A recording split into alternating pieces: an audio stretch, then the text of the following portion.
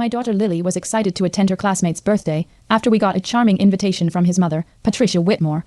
I hesitated, but decided it was harmless. Patricia greeted us with exaggerated smiles and a perfectly decorated living room. Lily bounced happily onto the sofa, sipping juice and chatting with the other kids. That moment, Patricia's eyes flicked nervously to the cushions. Something felt off. I thought it was just nerves. I had no idea she would later charge us for creased pillows. 2 weeks later, I got a certified letter. Patricia was suing me for $200. She itemized cushion creases, cake slice surplus, and even bathroom time. My jaw dropped. I called her, thinking it was a joke. She answered in her usual chipper tone, then calmly explained the invoice. I stared at the party invitation still pinned on our fridge. Once innocent, now absurd. That was the moment I knew. I wouldn't hide from this madness. I'd show up in court, no matter how ridiculous it seemed.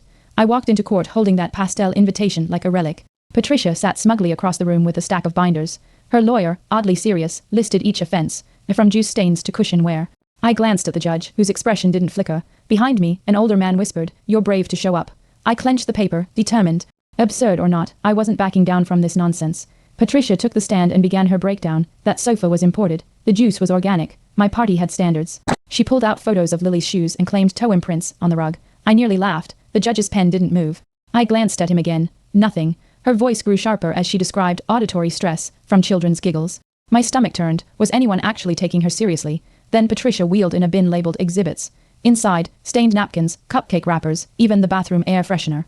I had to replace everything, she declared. Her voice cracked with indignation. The judge finally raised an eyebrow.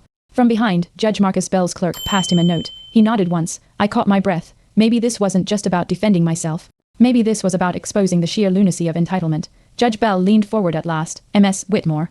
He said, voice calm, "Are you seriously requesting compensation for children being children?" Patricia's smug grin faltered.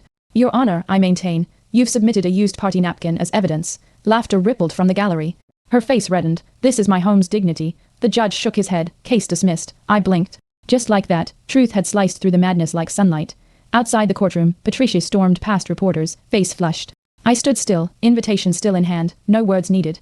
Judge Bell exited moments later, giving me a quiet nod. It was over. I hadn't yelled, argued, or pleaded. I just stood my ground. That silence, calm, rooted, felt louder than anything she'd screamed from that witness box. Back home, Lily asked if the party lady was still mad. I smiled. Not anymore. She handed me a crumpled drawing, us holding hands, standing tall. That courtroom hadn't just cleared my name. It taught my daughter something I never could with words.